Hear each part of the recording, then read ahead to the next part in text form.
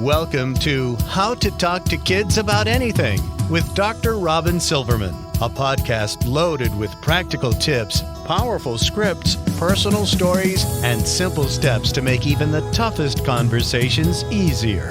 So get ready to get the information you need to make the impact you want from someone you trust, your friend, parenting expert, Dr. Robyn Silverman.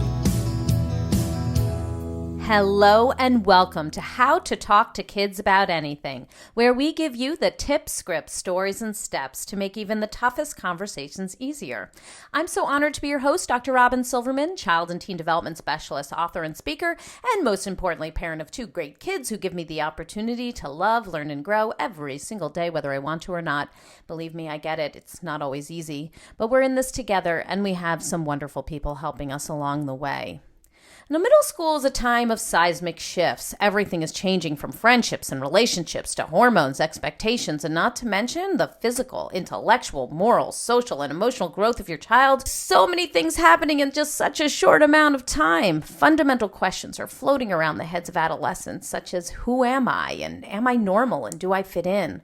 Middle schoolers are thrust into a changing environment where adult involvement is reduced and their own skills become vital as they figure out exactly what they're going to allow to be their social and personal currency. Skills such as making good friend choices, negotiating conflict, considering other people's perspectives, cultivating their own passions and recognizing limitations, and of course, making responsible, healthy, ethical choices. These become paramount. Yes, there are a lot of things that these middle schoolers must experience, and they're experiencing things that bridge the gap between childhood and teenhood. And thankfully, we don't have to go it alone. Phyllis Fagell, LCPC, is the author of Middle School Matters that just came out this week. The counselor at Sheridan School in Washington, D.C., a psychotherapist at the Phyliis group, and a frequent contributor to the Washington Post and other national publications. She is also a regular columnist for the Association for Middle Level Education and Kaplan magazines, and she consults and speaks throughout the country. Phyllis graduated with honors from Dartmouth College, received a master's degree in journalism at Northwestern University, and she earned her master's degree in counseling from Johns Hopkins University. She tweets at pfagel and blogs at www.phyllisfagell.com, and all these links will be in the show notes. I'm so excited to have you on the show, so welcome Phyllis Fagell to How to Talk to Kids About Anything. Thank you for having me. Happy to talk to you as well.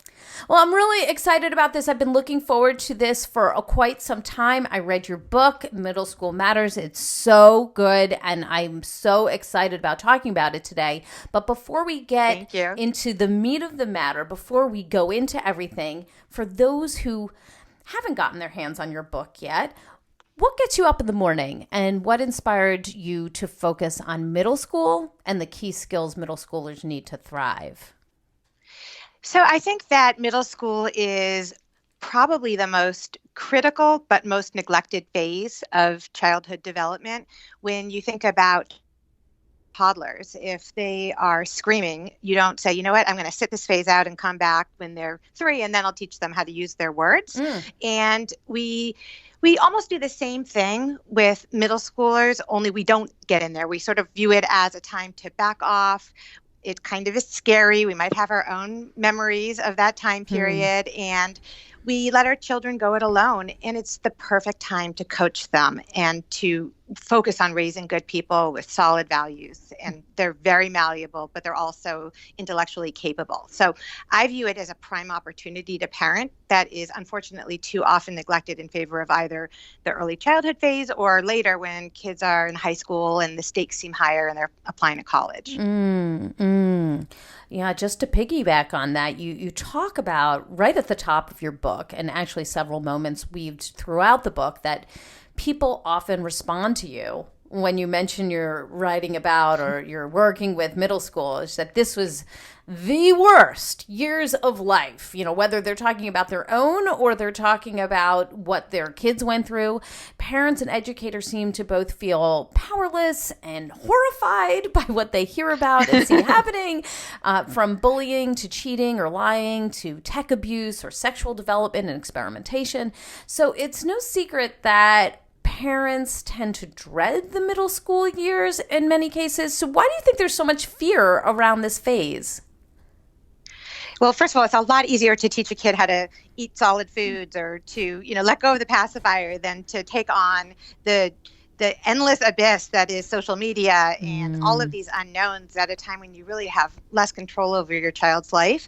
But I think what really gets people scared of the phase is their own memories, what they're bringing to the table. And one of the things I like to dispel is this idea that middle school was this horrible time, even if that's how they remember it, because it's a time of such intensity and you have so little perspective and so little life experience, and we're wired to remember the negative anyway. So we as adults, when we look back on that phase, we're remembering how we felt at the time. It's not that those experiences were necessarily inherently so much worse than experiences we had at other times in our life.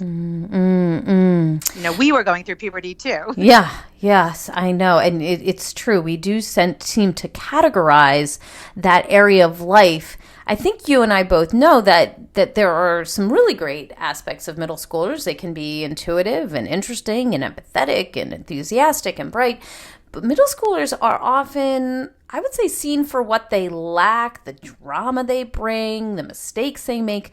And you have written a great deal about middle schoolers being misunderstood and sort of unfairly maligned. So what are some of the misconceptions that adults have about kids that age? I think you touched on one when you talked about how even though they're actually quite empathetic and very social justice oriented and have a very strong moral compass, we tend to focus on them as either being drama seekers or as being mean. Not to say that they're not making mistakes or trying on mean behavior. They 100% are. But I think that we overstate how much they crave drama. In my experience as both a therapist and a middle school counselor, most middle schoolers actually strongly dislike drama, especially if it's from their parents.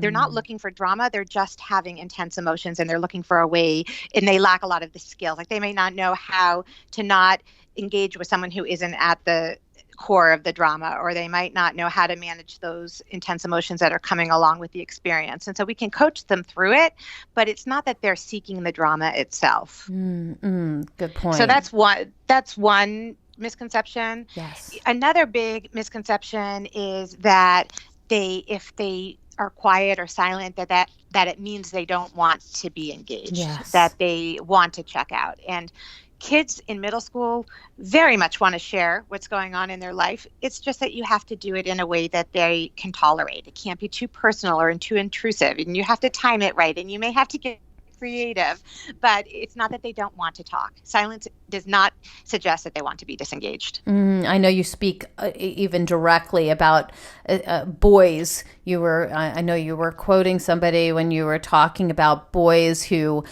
seem very silent during those times, and parents often and coaches often look at these boys and say, oh, they have just no interest in sharing. The girls are much more apt to share. And you disagreed with that as well. You also felt like, no, boys do want to share as well, right? Exactly. And that was Dr. Ken Ginsberg yes. who said that. And he has a website, parentandteen.com, that's fantastic. That has a lot of tips for engaging with kids. And what he talks about is that when we see boys, it's not that they don't want to talk, but we may need to be patient, or we may need to engage with them differently. And some of the tips that I have in the book include, talking while playing video games or while in the car, anywhere where you don't have to have that direct eye contact, and not asking questions that they don't know where you're going with it. If they think it's a question leading to somewhere dangerous, they're not going to want to engage. If they think that they will invite drama by answering, then they will also not engage. So it's not about them not wanting to talk. They want to share, but you have to do it on their terms and not on your terms. Right. And they also don't want to be judged, right? Exactly. And nobody wants to be judged. And if you think about the developmental phase, all of them think that they're being judged 100% of the time. There's that imaginary audience. They're constantly wondering how they look in the eyes of the people that they're talking to and in their peers' eyes. And so for adults engaging with teens, you have to be super careful not to transmit any judgment whatsoever, because if they're going to err on one side or the other, they're going to assume you're being critical. Mm-hmm. So that means your body language, your tone. Are you listening carefully? Are you distracted? Are you asking questions that suggest that you don't approve of what they're doing? And it can take a lot of practice for parents to have that poker face. But if you can perfect it, you will get far, far more information from your middle schooler. Mm-hmm. Yes, I know. I was talking to Michelle Eichert, who talks about like that Botox brow that you're supposed to do, where you like don't crinkle your face at all. And I love that when she talks about talking to your middle schooler, like, don't scrunch up your forehead, pretend there's Botox in there, and it's just totally relaxed at all times. That's great advice. And I think related to that, when kids do what feels like pushing buttons, they're testing your last nerve, or they're questioning your rules, or they're defying your request to complete a chore, whatever it happens to be, often what they're really doing is trying to figure out what's going on in our heads. They're not really looking to upset us. Arguing is actually a form of respect because it shows that they care what you think. So reframing how you view those exchanges with your child that feel like button pushing conversations, I think is very helpful and very useful. Wow. I really like that. These arguments are probably ways to connect and for them to show you, no, this is important to me. That's why I'm arguing with you about it. That's really interesting. Exactly. And if as a developmental imperative, if it's their job to pull away and differentiate and separate during this phase, how can they do that if they don't know what you think? And the best way to know what you think is to argue with you. Oh, so good. So your book, I just really love the way it was organized. It's designed to take deep dives into some of the most frustrating areas of middle school, whether we're talking about gossip or bullying, cheating or lying, sexuality or sex itself. So why would you say this is the perfect time for parents to get and stay involved?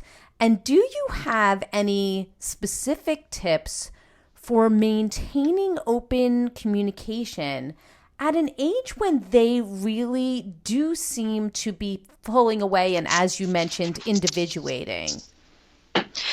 Part of it is managing our own anxiety as parents. And I say this as the parent of two kids who went through middle school and one who just started. So I really do empathize and relate. And as parents, we just want to get in there and fix, particularly when we see something that is such an easy tweak to create that bubble and make their life perfect. And so some of this is managing our own anxiety and reminding ourselves that they're going to hit bumps during middle school, and that's good for them. It's going to build their resilience. It's going to help them learn these problem-solving skills. However, that doesn't mean we should be backing off entirely. We do want to maintain open communication.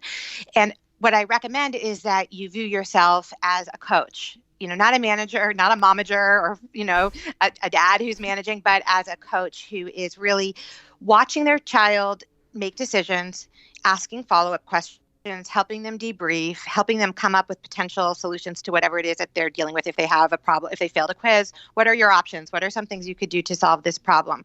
And if you want to engage in a way that doesn't turn them off, you almost never go wrong if you start from a place of curiosity. Mm-hmm. If you're asking questions, not judgmental questions, like, do you think you should have done more homework? Yeah. Why did you do do that? You should have studied. I asked more a than question. 5 minutes before. Yeah. You don't get extra credit for those questions. No. But if you're feeling anxious and you're feeling like you want to either jump in and solve, or you want to challenge their way of doing something, if you can take a breath and turn it into a question. I'm curious. I noticed that you've been hanging out more with Mark, and it seems like you don't laugh as much with Mark as you do when you're with John. What do you think that's about? So you're still coaching them and pointing out who seems to be making them happy or who might be a good friend. Or you might point out, oh, I noticed that when you weren't at school for a few days, John brought you your homework. You didn't even ask him. What a good friend. That was so nice. You want to be teaching them what it means to be a good friend and choose a good friend, or what it means to have solid values and what it means to be kind and honest, and really taking advantage of this phase to solidify their values at a time when they're very much interested in what you think and yet intellectually capable of absorbing your thoughts. But you don't want to do it in a way that does it for them. And that's the challenge. It's walking the line between helping them and invading their privacy and hindering their autonomy. And that's a very, very difficult line to walk. Right. So, I mean, just to put high beams on that, what we're saying is that you don't want to be saying to your child, hey, looks like John's a much better friend than that Mark kid you're hanging out with, who is clearly, you know, a downer, because, you know, then you're providing the judgment. And when you're providing the judgment, it seems that that's when the middle schoolers push back and then have to pick up the other end of the rope and say, no, that's not what Mark's about. Here's what Mark's about, and you don't know what you're talking about. I would imagine that would you would agree. I love the analogy of the pulling the rope, because it's so true. When you drop the rope, you get so much farther. And the reality is, even if you do spell it out for them, even if they themselves know that someone isn't a great friend, or whenever they hang out with Mark and they end up throwing hamburgers in the cafeteria and end up in the principal's office, whatever happens to be not going smoothly when he's with that particular friend, even if they know all of that, it can take a shockingly long time for kids to realize that they're sacrificing themselves and to actually want to move on. And that's just part of growing up and part of middle school and part of that shifting friendship phase of development. And it's how they learn. Right. And if you're doing it in the way that you're suggesting, and they take on the other end of the rope that you hope that they take on, just seeing something from a new perspective, not that you've judged, but they sort of are able to see it, then it becomes their idea. And then, of course, they're talking to somebody, a friend of theirs, and they're like, you know what I realize? You know, that Mark, he makes me feel blah, blah, blah, depressed, and this, that, and the other thing is not really great. And you're like... ding, ding, ding, you know, you're like, wow, I wonder where he got that from. But it becomes their thought process, which can be much more powerful than just handing over yours. Exactly. You're not giving them anything to rebel against. You're not giving them any reason to lie about who they're with. You know, I think most kids understand when parents pry, if it's related to safety, but for almost everything else, there's really no need to know every single detail. So you can just share your observations, ask questions in a gentle, curious tone, and help them come to some conclusions on their own. So you're not backing off entirely, and you're not ignoring the reality of what exists. You're just communicating differently than you might have when they were 6 or 8. Really good advice to take with you. Now, let's take a deeper look into some of the areas that are most concerning for middle schoolers and the adults who love them. When you discuss the need for the skill of, let's say, being able to make responsible, healthy, and ethical decisions, you mention, and I circled in the book, that it's best to help your middle schooler formulate a plan when they're in tricky situations before it happens. And you say, come up with hypothetical situations and then help them come up with what they might say. For example, if you're pressured to take drugs, you might say, that stuff makes me sick. Or I'm not into that, thanks. So can you give us some examples of maybe hypothetical situations, whether it's tech-related or sex-related or cheating-related or throwing hamburgers in the lunchroom, that you might tell parents to discuss, and maybe some of the phrases that you might encourage parents to offer, or as part of a brainstorming, to combat those tricky situations? Sure. So, you know, I think part of the beauty of this is really looking at what middle schoolers want to know. And that's something that I get to hear every day and that I share in the book, which is the kinds of questions and the kinds of ethically murky scenarios that middle schoolers themselves are thinking about, because if it's relevant and if you're posing something that they are already worrying they may have to encounter, they'll be so much more engaged. They're interest-based learners anyway. So when I teach health and wellness, and when I talk to middle schoolers, the kinds of things they ask are not always the things I would have predicted that they would ask. They might want to know, what happens if I'm at a party and there's drinking and the cops show up? Should I run away or should I stay there? Or they might say, what if everybody is playing truth or dare, and I don't like the dare? What should I do? Or I don't like the truth. What should I do? Or what if I see somebody's boyfriend is really being mean to them? Should I say something or not? And then you can supplement those kinds of questions with any kind of dilemma that will foster critical thinking skills. It doesn't even have to be related to whether or not they post something super mean, at 2 a.m, or, whether or not they take a deep breath before responding to somebody else's mean comment. There's lots of things that will come up just in the course of their middle school years that you'll be able to address in real time. But beyond that, just having conversations at the dinner table about things like, would you rather be the best player on the worst team or the worst player on the best team? Do you think that kids should be able to vote at a younger age than they are currently, or drink at a younger age? And just get those pros and cons out there and get them thinking about things in a way that gets them anticipating scenarios. But even beyond that, at an even more granular level, what you want to be doing is imprinting your values on them, so that when they are in these dilemmas, they can go back to their core values and say, is this decision consistent with, in my family, I know that it's really important. We value safety and respect, and we value kindness. And which of these two decisions is consistent with my family's values? And more often than not, they'll lean in the right direction. Right, because that sort of becomes to really label them, and that sort of becomes part of their gut and their heart, and what they are thinking for themselves as well. But I'm wondering if they're in a situation where, let's say they are at a party and somebody offers them something to drink. And your values, you've been, talking about your values as safety, and this person doesn't think that they know these people all that well, so the safety is sort of compromised, and they know that it would be frowned upon in your family because you have an ethical dilemma with underage people drinking, let's say. So what kind of comeback would you offer to your child in that circumstance if you're saying, okay, if you're at a party and you're offered something, drugs or alcohol that you don't want to take, what might you say? So what might you brainstorm with them? So my students have come up with things like, I'm not into that, thanks, or I'm an athlete, I won't play as well in lacrosse, so I can't touch that stuff, or it can be real, or my parents would kill me if they found out.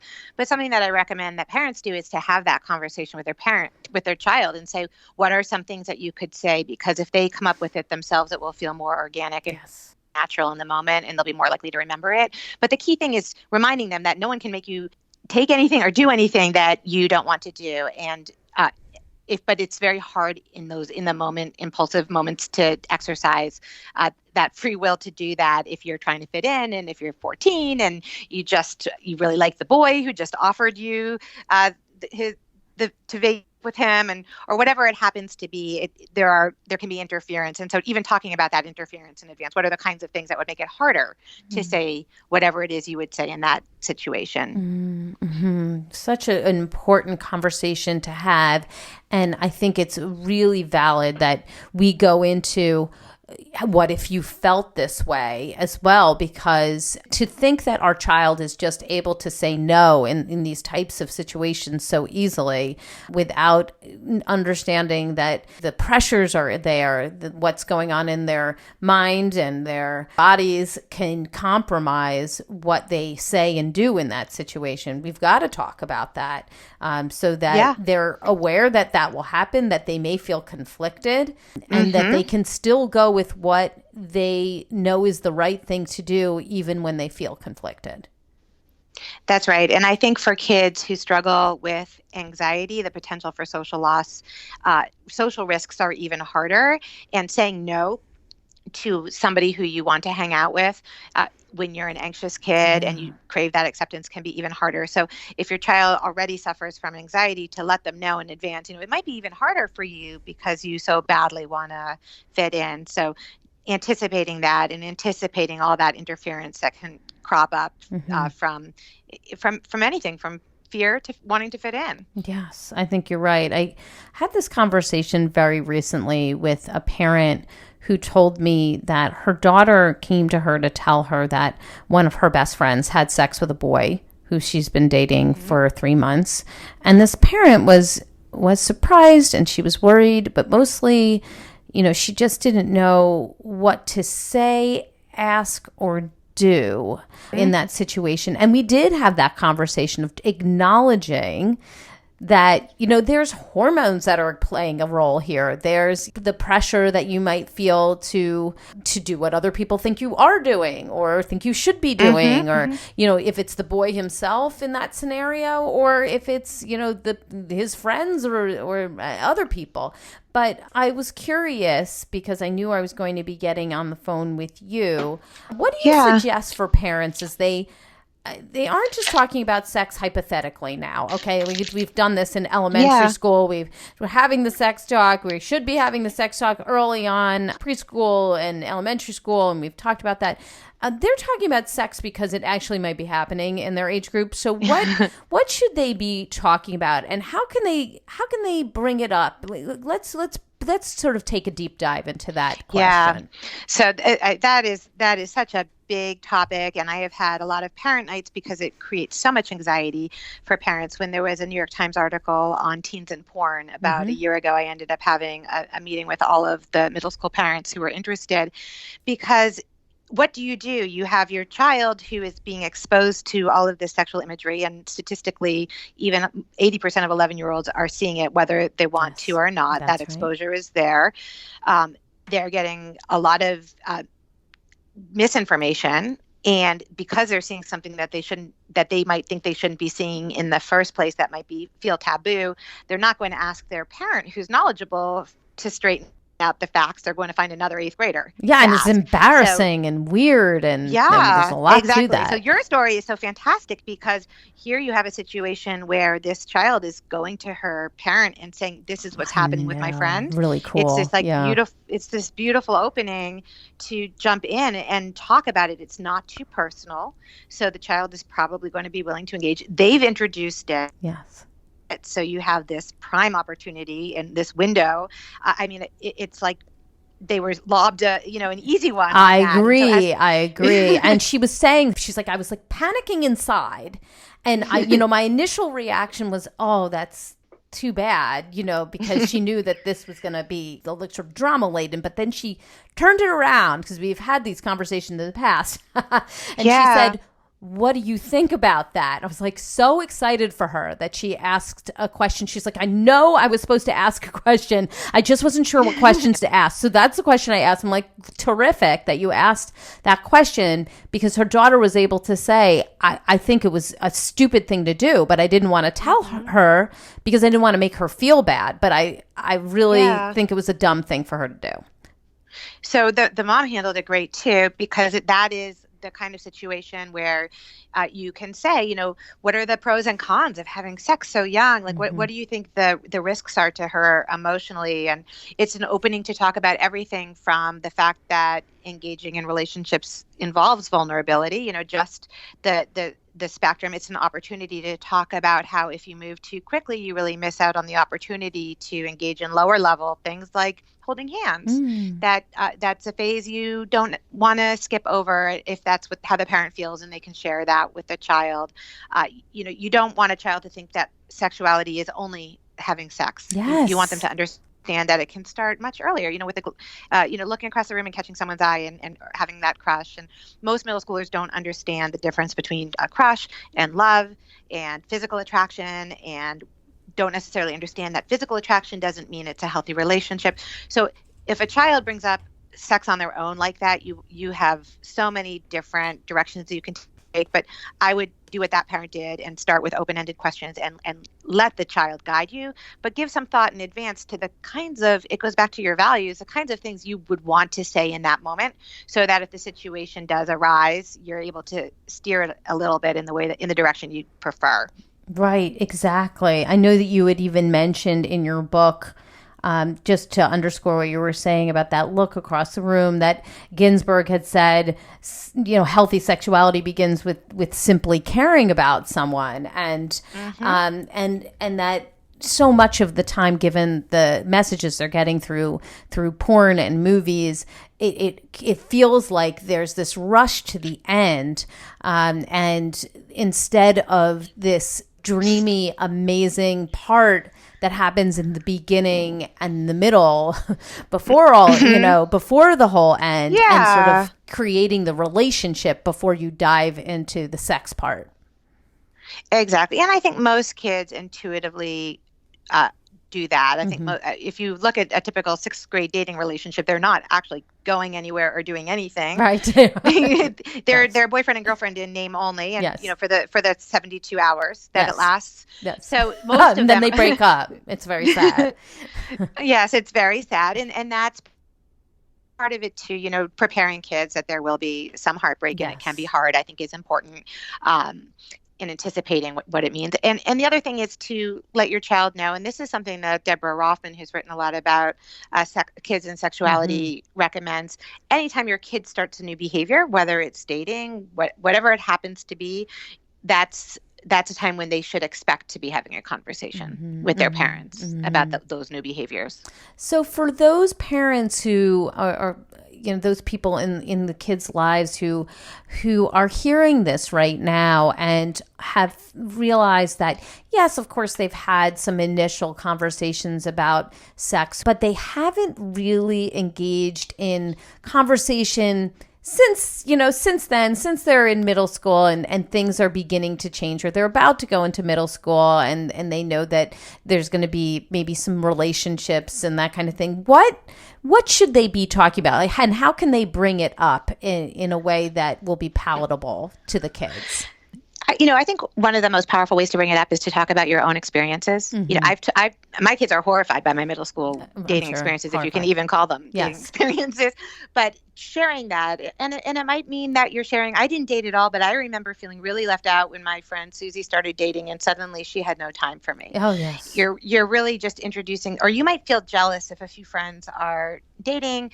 That's normal. You really want to be normalizing the experiences that are going to blindside them, because they have not had them before and they have not experienced it before. And there's something much less terrifying about an emotion if your parent has already pre-screened it for you just a bit. You're still going to experience it yourself, but you might at some part of your brain say, "Oh, I remember my mom talking about this. I remember that this can happen." Right. And or my dad. Right. And there it is. Exactly. Yes, and there it is. Exactly. And then you want to make sure that they have, that you're giving them developmentally appropriate, factual information about everything from their bodies to puberty to gender identity and reproduction. And not all kids are going to want to talk about it. And that's okay. You don't need to force the issue, but you do need to make sure you have materials available for them. So that might mean that you buy books that you leave in the house, and you let them know that they're there for them, and you're happy to answer questions. And it does also mean saying, "I know this is uncomfortable. We're going to talk about this anyway." Yes.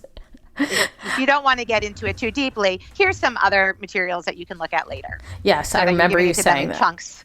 Yes, I remember you saying that. But please, parents, tell them about periods, because it is surprisingly terrifying to girls, and a really, to me, a shocking percent of girls get to 11 without having any information. And a lot of kids have their period by 11. Right, so exactly. You don't want to be waiting until that point to be talking. Right, exactly. And to that same anxiety. Yes, of course. And to that same point, many people will wait to talk to kids about porn because they're thinking that my kids are not going to be having sex at this age, and the kids become 11 years old and they still haven't talked about that kind of thing with their with their parents. And at age 11, as you mentioned, 80% of boys have already seen porn. So we've got to talk about periods with our girls. We've got to talk about porn with all of our kids, and make sure that they have the information before it happens, because it can be very devastating if they don't have the information. Yeah, exactly. And they don't understand what they're seeing. And I've had many conversations with middle school kids. And in this particular case, it was boys in a boys group who talked about seeing it before they were ready. And it was incredibly upsetting to them because they didn't understand what they were seeing. It looked kind of violent.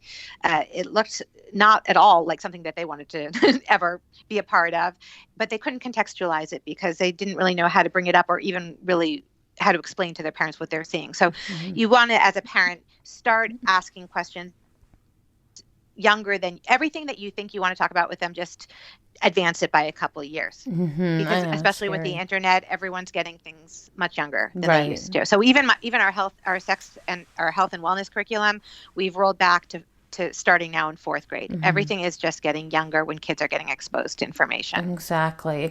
We interviewed Gail Dines of Cultures Reframed, and she recently they created a little film that talks about why it's so important to talk to kids about porn. And we certainly could look at that. I also interviewed her on the podcast on how to talk to kids about porn if people are curious about how to have that conversation, because it is tough. It is uncomfortable. Nobody is saying that it's not, but it's important to have these conversations nonetheless. So kids do want to. Yes, and kids do want to. That's a very good point. Absolutely. Now, I know another issue that you talk about in your book that is definitely comes into play in middle school often is lying. It sort of becomes a real issue. So what's going on here? And if your child you find is repeatedly lying to you about homework or their whereabouts or who they're spending times with, what kinds of conversation starters might you offer to parents or mentors who are realizing this? So I think you need to figure out first why are they lying? And you want to be looking at the lie and whatever the transgression is or whatever the behavior is separately. So for example, if a kid breaks a vase by accident, but then they lie about it, you want to be talking about accidentally breaking the vase differently than you would be talking about lying about it, because you want to be really emphasizing that honesty matters. So so when it comes to lying in particular, the main thing is getting to the root of the problem. So let's say, as an example of a lie, a kid says he got he's telling all of his friends that he made a travel soccer team that he didn't make. So in this situation, what's going on here? This is a hard lie to maintain. So it's not a particularly smart lie. Eventually, you're probably going to get caught, which is one piece that you should be explaining to your child. But to me, I would be wondering, what does their peer group look like? Do they feel like they fit in? Are they trying to hang out with more athletic kids? Are they trying to impress somebody? Or do they have a sense of lacking? Are they jealous of somebody? Because until you figure out what's underneath that lie, you're not going to actually solve that root problem. So let's say that they don't have a very strong sense of self and they don't feel good about themselves, and maybe they're not a particularly good soccer player. Maybe that's a clue that you should be looking for an area where they can excel and to get them involved in an activity where they really feel pride in their ability. So thinking outside of the box and not sort of just dealing with the issue itself there, but actually widening the net as far as how to solve the issue. Yeah, because middle school kids usually are lying because they feel pressure, maybe academic pressure, maybe that's why they're cheating, or they are feeling pressure to maintain a certain image or to fit in, whereas younger kids, it might be more wish fulfillment or creativity, and it may not be quite as loaded with a much younger child. But for a middle schooler who's lying, there is a reason for that lie. And if they are cheating, you're going to want to ask them what does it take them longer to finish tests than other kids in the class? Is this their hardest class? What about this class is challenging? Maybe there's an underlying learning issue. Maybe the teacher could shed some light on how they're struggling. You can brainstorm ways that they could be more successful. Maybe they need a tutor or they need to go in for extra help. But you really want to be doing with middle schoolers who are lying is figuring out what is the actual problem here and what can we do to improve it, and then treat the lie separately. So it's completely okay that you are struggling in this area. Everyone struggles with something, and we will get you the support you need, but it is not okay to be dishonest. It is not okay to cheat, so you're going to have to retake the exam and study. You're going to need to make amends, whatever it is you're going to need to do to make it right. But you're treating that lie as a separate issue from whatever that underlying problem is. Thank you for giving us those words. I'm sure people are very grateful for that. Something that you said sort of just triggered something in my mind. A parent came to me because his son lost a lot of his friends this year. Talking about social pressures. He's thought of as sort of annoying, but also the friends he was spending time with were getting into experimentation, drugs and alcohol that he wasn't into. There's a lot of in-group and out-group behavior in middle school. It's sort of a clustering of certain groups and also a pushing away of people who are different or who might challenge your social status or what you believe in. So how can we first encourage open-mindedness and empathy and sort of reaching across the aisle in middle school when inclusivity and challenging social norms isn't exactly the name of the game? And what are we to say to those kids whose friends have kind of moved on and left them behind? So that's hard. And I think the very first thing you want to do is validate that for them and empathize with them and explain that they're in pain and that you're there for them and that you want to listen to them. So you don't want to say it's going to be fine or you're not a loser if they say I'm a loser. You want to validate what it is that they're going through because it is very real in the moment heartbreak for them when they lose their friends. So validate it for them first and then say, let's talk about some things that we could do to make this better. Some of it you can do with the child. Maybe if do they need to work on some social skill deficits? Do they know how to enter a conversation? Do they always brag instead of asking other kids questions? Or, are they looking to impress? There could be some very basic social skills. Do they always cheat when they're out playing basketball with their friends? There can be very small tweaks that you could make to really improve their social life if you can figure out what's getting in their way, and talk to their coaches, talk to their PE teachers, talk to their classroom instructors, talk to their school counselor, talk to their friends' parents, gather information and see if you can figure out what's happening. In that situation, I would commend the child for realizing it was the wrong friend group. I would really give them props for that, to say, I'm proud of you. It's not easy to give up friends who you like because they're engaging in things that don't mesh with your values. That's a tough thing to do. So I want to give you some credit for that. So I would start with that as well, focusing on the strengths.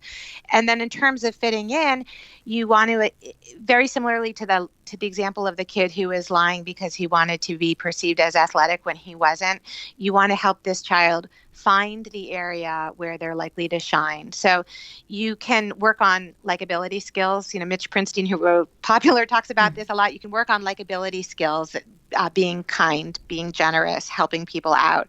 But the things that give you status, whether it's being really good at sports, or in some communities it could be because your parent is a religious leader or you have a lot of money, whatever it happens to be in that particular community, that's out of your control. But you can help a child find where their strengths and interests align and where they're likely to engage with other kids who will be better fits for them. And even in the school setting, the teachers might have, or the counselor might have, some good suggestions for kids who might be a good match for them and can pour some gasoline on it, maybe invite them to lunch together.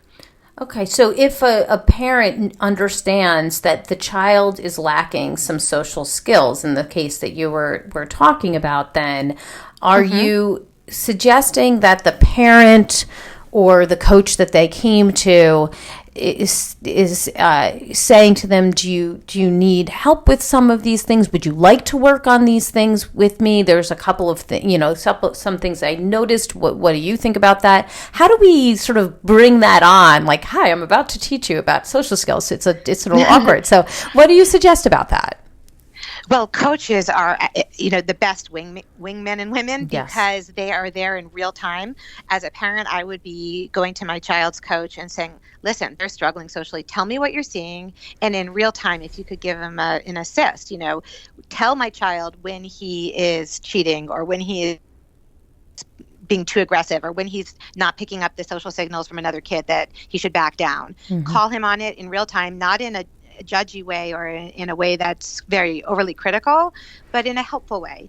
And they could even pull them aside and say later and say, hey, I noticed that when you did X, Y, or Z, it looked like it didn't work out very well for you. So I would suggest trying, A, B, or C next time. And coaches are so wonderful because they don't carry the same judgment that parents do. Kids might be more open to the feedback from them. Right. And it's more social and interactive than you're seeing in a classroom. A teacher can comment on how they're doing during a group project, or if a child's never raising their hand or always interrupting or has to be the one talking all of the time, they can point that out as well. Mm-hmm. But coaches, I think, are just a fantastic resource for parents. Right, absolutely. And not to mention, coaches are often the sort of superheroes in the child's life. They really, children tend to look up to their coaches so much. And we have so many great coaches that listen in onto this podcast. And they are really important in the lives of the kids that they work with. So I appreciate what you're saying there. I know before we get to our top tip, I have this one more thought about, because I circled it in my book. I just liked what you said, but also it just, I just think it happened to align with an interview I did with Alfie Kohn, where you said, mm-hmm. Tell kids you love them for who they are, not what they do. This is something that he says, and it's something that you said regarding perfectionism and failure. I feel like mm-hmm. this age group, they have to, as you were talking about, there's so many pressures, and why are they lying? Well, maybe they, have academic pressures or social pressures, and, failing can feel like they are a failure, like they are a loser. So what is your message to parents that you really want them to relay to kids about making mistakes and failure and perfectionism? So perfectionism is so hard as a trait, and you definitely want to get in there and combat it early. When you start to see it, it can become much worse with time, and as particularly as they enter high school. So if you have a perfectionist child, first of all, you need to understand what it is, and it's a form of fear. They're trying to control the variables they can, and at some point for many of these perfectionist kids, they don't even know themselves why it's so impactful. Mm. So stopping and asking them a few questions, let's talk about whether your self-expectations are reasonable. Mm. Are they shooting for the moon when it's unrealistic? Are they setting themselves up in a way for disappointment? And then walk them through it. Okay, let's say you get a C on this quiz. If they're walking around saying, oh my God, I can't get a B. If I get a B, I'm going to die. You're not going to die. Yes, I am. I'm literally going to die if I get a B. And you want to, okay, well, let's walk through it. So let's say you get a B. What does that look like? What does that feel like? How could you handle it? What would you do in this situation like that? Would you go to your teacher? Would you study differently? Let's talk about it. And then what? And then what? And usually when you go through it all the way to the end, kids realize that the worst case scenario is much worse in the hypothetical than it is when they walk through all the different steps. And then in the moments, like if the child won't go to sleep because they're so busy working late at night and they just will not stop, I think parents in middle school can lay down the law and say, you know what, we're done for today, or mm-hmm. Not at that moment, but give them warning ahead of time. At 9:00, you must be done. You must be in bed. Or at 8:00, so you have an hour to unwind. You must be done. So let's talk about how you can get done what you need to get done, and let them see you also saying, you know what, I didn't finish all the work I needed to do, but that's okay. There's always tomorrow. Mm-hmm. Mm-hmm. Very important messages at a time where it feels, everything feels very big and pressurized and important. And it's hard to see that what you're doing in that moment may not have the cataclysmic effect that you would think. And sometimes I would imagine it would be thoughtful to look back at some of the other times when your child felt that way and then realize that, after the fact, that it didn't amount to quite as much, so that they can look back and apply the same knowledge that, oh yes, you remember you studied until 12 o'clock at night for that, and then it turned out that it was just this very easy circumstance, or not a big deal. And kids look at parents, and it looks like a straight line from A to B, that their parents never hit bumps in the road, never had experienced failure along the way, never changed course. I mean, my kids know I got a D in 7th grade math. They know I got a C in 10th grade chemistry. Like, I am very vocal about, my own failures along the way and my own bumps in the road. And they, I do that to inoculate them to a certain extent. It's going to happen. You are going to have times when you struggle more than other times in a course, and that's okay. That's actually helpful, because you can't be good at everything. No. If you were good at everything, how would you ever figure out what you should be doing with your life? This is good. This is good information that you can use. And parents need to also check their own anxiety. I think that when it comes to achievement pressure, we often are transmitting messages inadvertently about achievement and about what college are they going to go to 7 years from now. So we we need to be checking ourselves as well, because what's the greater gift that we can give them, that we raise a child who never gets anything less than an A and is a complete ball of nerves and an anxious mess, or we raise a child who can roll with the punches, which is what life looks like for all of us. We want them to be able to cope with those setbacks. Yes. The classic. And middle school is so low stakes. It's the perfect time. Yes, it is the perfect resiliency. time. Oh, very good point. We have a classic story of me getting a C- in math, my calculus in college, and honestly, my whole family cheered, because it was just the hardest class I've ever taken, and I was like, woohoo, C-! It's just sometimes from perspective is actually helpful. You can't be good at everything. Exactly right. You can't be good at everything. If you overfreight that one grade, they might say, okay, well then I'm not a math student. I may as well give up and never do math again. What you want them to say, what you want to be transmitting is, okay, so that test was hard. That has nothing to do with you as a math student. That was a test that was hard for you. And we're going to move on. It's a history test now. Yes, exactly. That's a really good point. So tell us your top tip. What do you hope people come away with after reading your book or listening to this interview about middle schoolers and the skills that they need to thrive?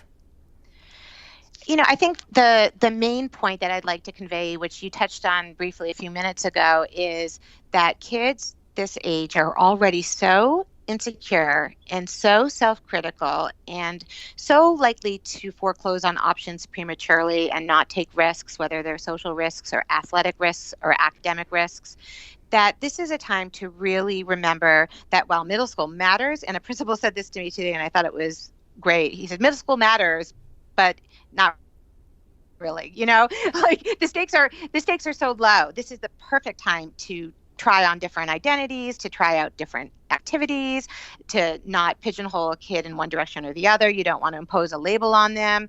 You really want them to be experimenting and trying lots of different things and taking risks, and let them do that during this phase of life, because once it gets to high school, their options are more constricted. They don't get to have as much freedom to experiment, and this is such a prime opportunity to get to know who they are and to know that their parents love them unconditionally and are there consistently as their coach, and to have that confidence that your parents are going to accept you for whoever you are will allow the kids to take more risks in middle school when they're feeling so self-critical and so judged by others.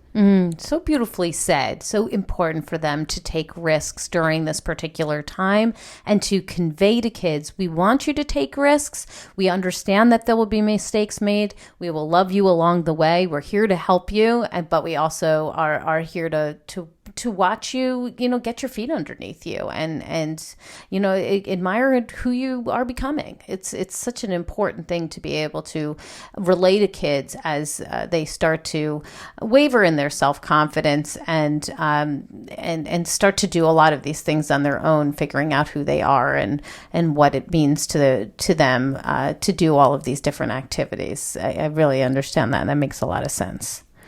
And I also want parents to know this is a really joyful time. It's not a time to dread. kids are actually still very much connected to their parents. They want you helping them. They want you there as their safety net. And yet they're also so fun and entertaining and conversational. So it's really a fun time to get in there and parent. Mm-hmm. Absolutely. I love this age. I find them so intriguing, so interesting. Of course, that's being said by somebody who does not yet have a middle schooler. So check back with me in a year or two. Okay. So what's the resource of the week? Where can we go to get more information about you and your book and all of the great things you're doing? So the book is available anywhere books are sold at this point.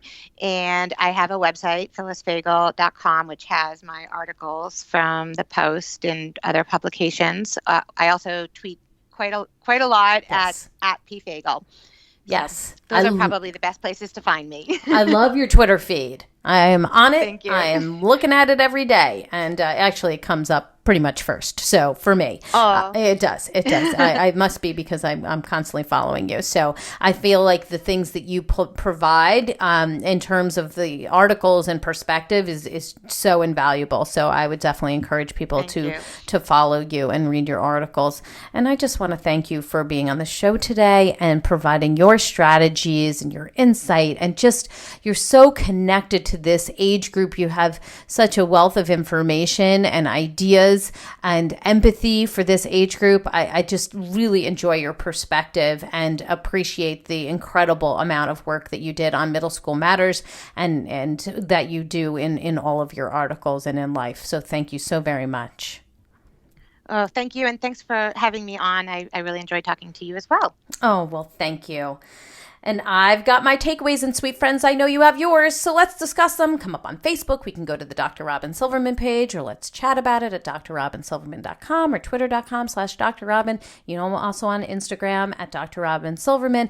I will be going back and forth with Phyllis Fagell all this week, talking about her amazing work that she's done on Middle School Matters. We'll be going back and forth with memes that I've created, highlighting some of the incredible quotes that she's said during this entire interview. And if you love this podcast like I did, I hope you'll go up to iTunes and rate and review it so other people will learn more about these outstanding solutions and use them in their own homes. I hope you will share this podcast with anybody you know whose child is going into middle school or who coaches or who teaches middle school, because these are the solutions that we need. These are the strategies we need. We need this perspective. I truly appreciate it. That's all the time we have for today, my fellow parents, leaders, and educators. Thank you so much for tuning in to How to Talk to Kids About Anything. For more information on books, articles, speaking engagements, or curriculum, please visit drrobynsilverman.com. So many great podcasts up there, and so many show notes are up there, and the show notes to this podcast will be up there as well. I look forward to weathering the storms and enjoying the sunny side of life together. And please remember, even on the days when you fall short, you've got this. You're here. You're getting the information you need. I know it's not easy, but never forget there's always tomorrow. Parenting is the ultimate do-over. I know you probably heard things today and you said, oh boy, I'm not ready for that. I should have already been ready for that. I had that conversation. I messed up. That's okay. That's why we're doing this. You're getting all the information you need and you can do it over. I see you and I'm right there with you. And as there are moments when we doubt our know-how, our choices, and our sweet sanity, please know you're 10 times the parents you think you are. Until next time, this is Dr. Robyn Silverman with How to Talk to Kids About Anything. Please tune in again and keep connecting through conversation. See you next week. You've been listening to How to Talk to Kids About Anything with Dr. Robyn Silverman. For more information,